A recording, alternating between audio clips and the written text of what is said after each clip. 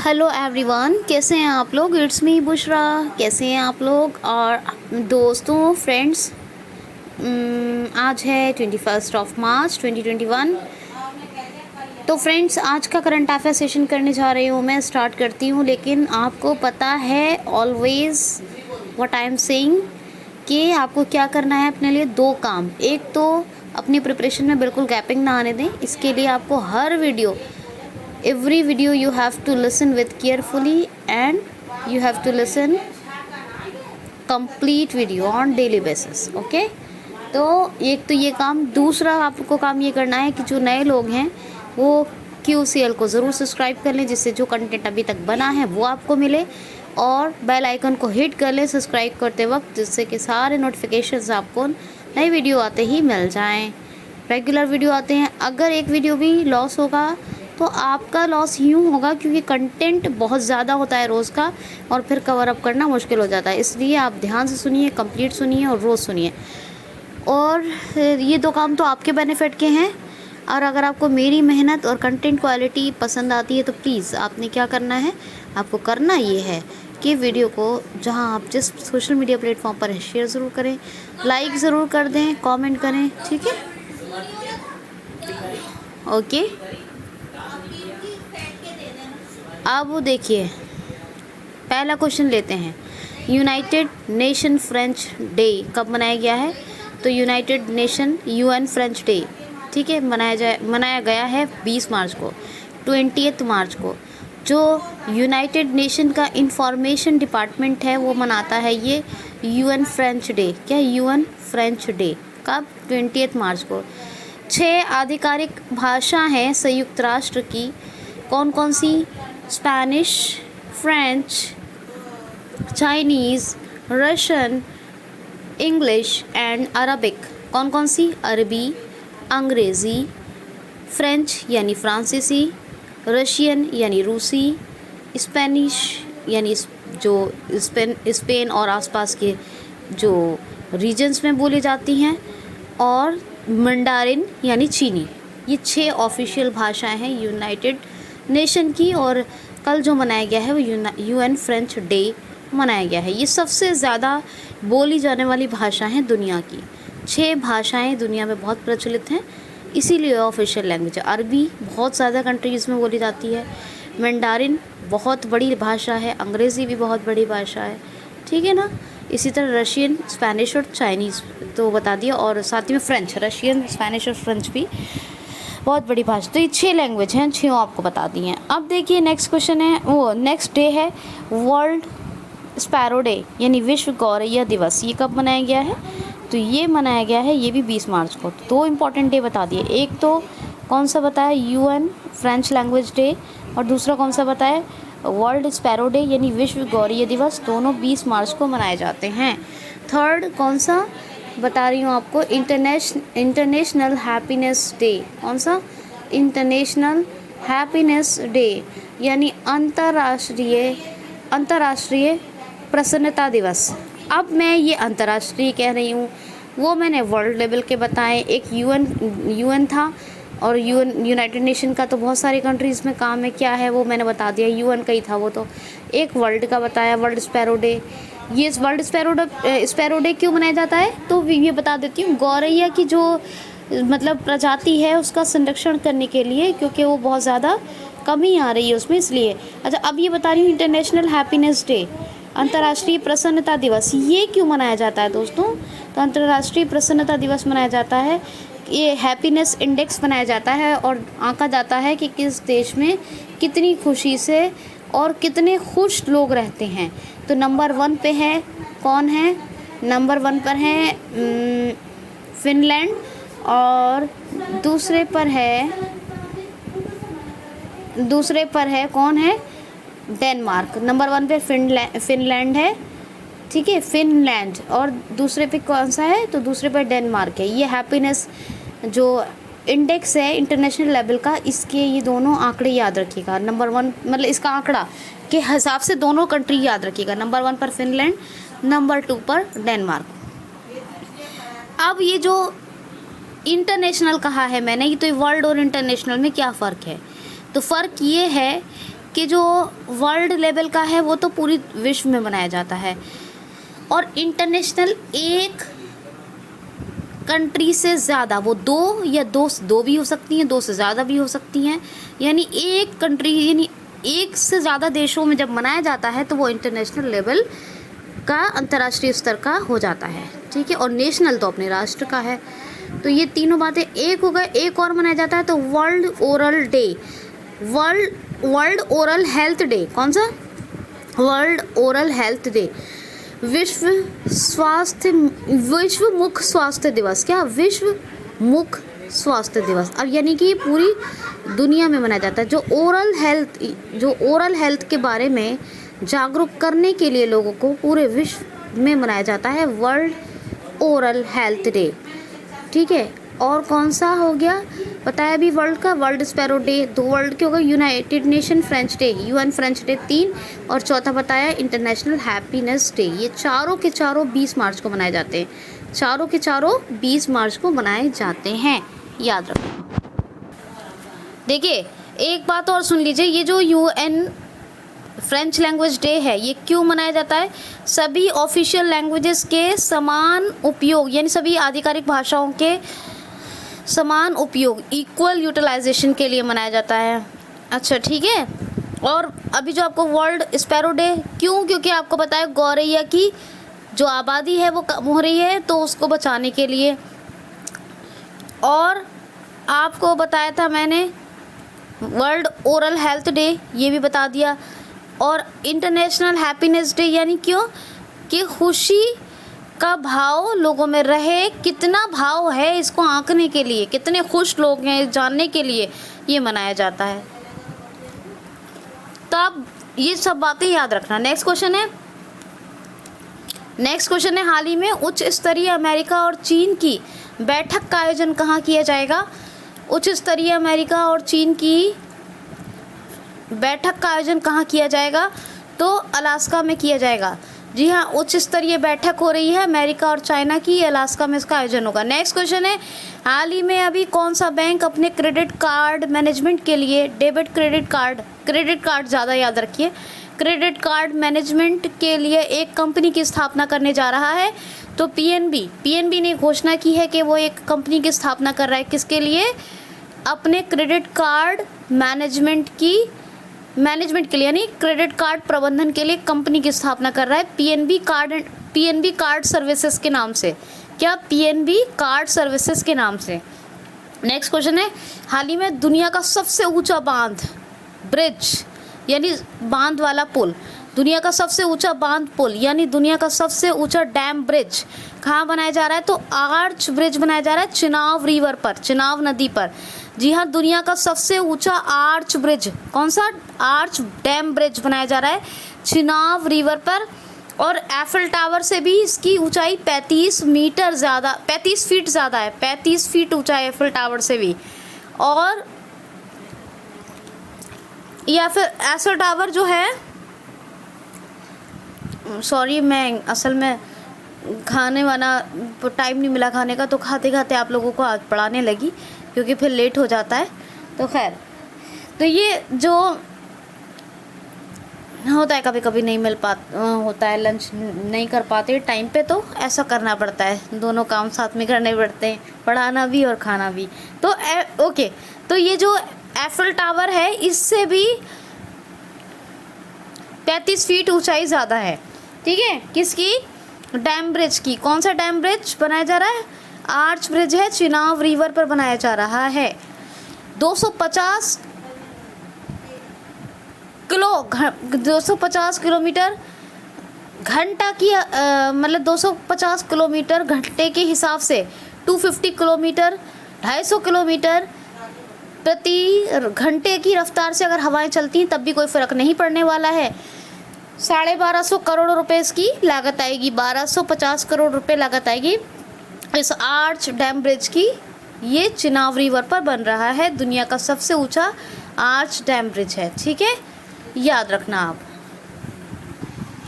Question है, देखिए पहले एक बात सुन लीजिए ज़रा, ये जो आपको बता दूं, ये जो पीएनबी क्रेडिट कार्ड यानी पीएनबी कार्ड सर्विसेज के नाम से जो कंपनी स्थापना हो रही है, ये पीएनबी क्रेडिट कार्ड प्रबंधन के लिए कर रहा है पीएनबी, ठीक है। तो याद रखना ये पीएनबी अपने व्यवसाय, कार्ड व्यवसाय के लिए कर रहा है। किसके लिए? क्रेडिट कार्ड के व्यवसाय के लिए। तो ये पॉइंट ये भी याद रखना।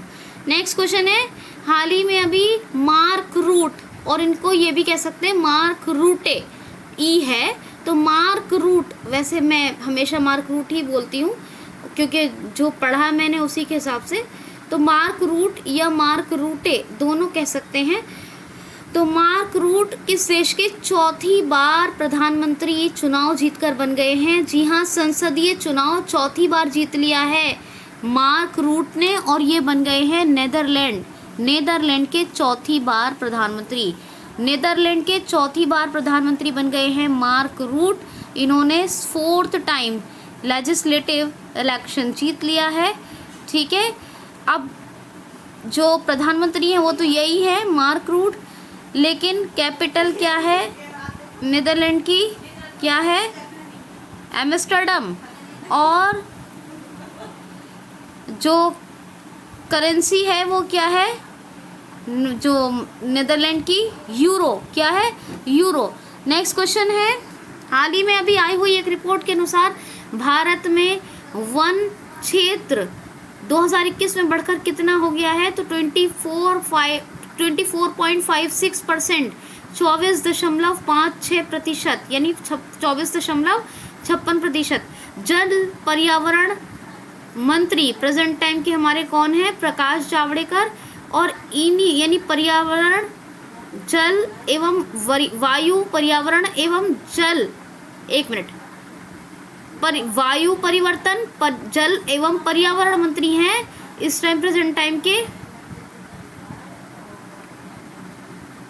हाँ ठीक है, सुनिए, प्रकाश जावड़ेकर। और ये जो है इन्होंने ही ये रिपोर्ट जारी की है कि अब भारत में जो वन क्षेत्र है वो हो गया है 24.56%, याद रखना। नेक्स्ट क्वेश्चन है, हाल ही में भी कि भारत और किस देश ने मिलकर एक द्विपक्षीय संबंधों को बेहतर बनाने के लिए यूनाइटेड कमीशन यानी संयुक्त आयोग स्थापित करने की घोषणा कर दी है। तो अपने देश भारत और कुवैत, अपना देश भारत और कुवैत ने द्विपक्षीय संबंध यानी कितने? द्विपक्षीय, दोनों की तरफ से द्विपक्षीय संबंधों को बेहतर बनाने के लिए संयुक्त आयोग यानी यूनाइटेड कमीशन स्थापित करने की घोषणा कर दी है। कुवैत की कैपिटल कुवैत सिटी है, और कुवैत की जो करेंसी है क्या है? दीनार। और कुवैत के प्रेसिडेंट हैं सबा खालिद अल सबा, याद रखना, ठीक है। क्वेश्चन है, हाल ही में अभी आई हुई एक रिपोर्ट के अनुसार दुनिया का सबसे खुशहाल देश किसको घोषित किया गया है? तो अभी आपको बताया भी था, Finland number 1 country, top country जो है खुशहाल देश यानी हैप्पी कंट्री के मामले में, हैप्पी कंट्री होने के मामले में टॉप पर है। हैप्पी कंट्री इंडेक्स में नंबर 1 पे है फिनलैंड, दूसरे नंबर पे है डेनमार्क।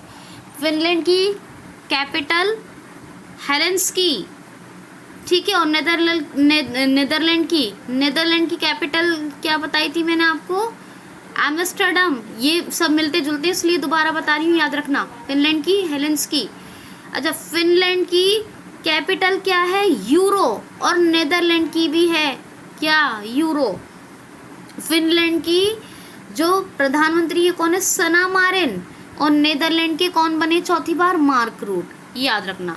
नेक्स्ट क्वेश्चन है, इसलिए बता रही हूँ क्योंकि दोनों में कंफ्यूज ना हो जाए, कोई ऐसा नहीं करता लेकिन मैंने किया है, ठीक, ताकि क्लियर रहे। नेक्स्ट क्वेश्चन है, हाल ही में अभी किस धार्मिक स्थल में छोटे कपड़े पहनकर आने वालों पर दर्शन करने से रोक लगा दी गई है? तो श्यामला विष्णु मंदिर ट्रस्ट ने अभी रोक लगा दी है। जो लोग छोटे कपड़े पहनकर आएंगे उनको दर्शन नहीं करने दिया जाएगा। श्यामला विष्णु मंदिर ट्रस्ट ने रोक लगा दी है। तो ये कहाँ है श्यामला विष्णु मंदिर? तो ये गुजरात में है। गुजरात में भी गिरनार रोपवे का शुभारंभ हुआ था। ये एक और है, ये है गिरनार रोपवे, और एक है सुजलाम सुफलाम जल संचय अभियान। गिरनार रोपवे हो गया, ये नया नया याद रखिएगा फैक्ट, मैंने आपको थोड़े दिन पहले ही बताया, और सुजलाम सुफलाम बहुत दिन से बताए जा रही हूँ। उम्बारे आंगनवाड़ी अनूठी पहल। और कौन कौन सी योजना, एक तो धनवंतरी रथ चल रहे हैं, और असम में धनवंतरी योजना चल रही है, गुजरात में धनवंतरी रथ है, ठीक है। मुख्यमंत्री महिला उत्कर्ष योजना, किसान सूर्योदय योजना, और सी प्लेन सेवा की स्थापना, ये सब गुजरात में। टेजर गन मिली गुजरात पुलिस को। और गुजरात की बात करें, सोलर टॉप रूफ इंस्टॉलेशन के मामले में नंबर 1 पर, फिश प्रोडक्शन में नंबर 2 पर, और जिंक स्मेल्टर पहले नंबर का। जिंक स्मेल्टर वर्ल्ड यानी वर्ल्ड का नंबर 1, यह सबसे बड़ा जिंक स्मेल्टर प्लांट कहाँ लगा है, तो गुजरात में। लिथियम की पहली फैक्ट्री कहाँ लगी है, तो भारत की पहली लिथियम की फैक्ट्री, ये भारत की है, ये गुजरात में। और जिंक स्मेल्टर प्रोजेक्ट जो है वो दुनिया का है, सबसे पहला गुजरात में। सुरेंद्रनगर में क्या बना है, रेशम प्रसंस्करण केंद्र। गिरनार रोपवे, हाँ एक गिरी भी, गिरनार से गिरी याद रखिए, गिरी नेशनल पार्क है,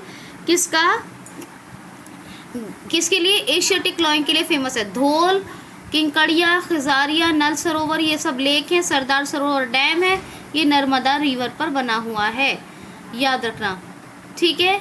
और विजय रूपाणी चीफ मिनिस्टर, और ये गवर्नर कौन है, तो आचार्य देवव्रत, याद रखना बिल्कुल भी।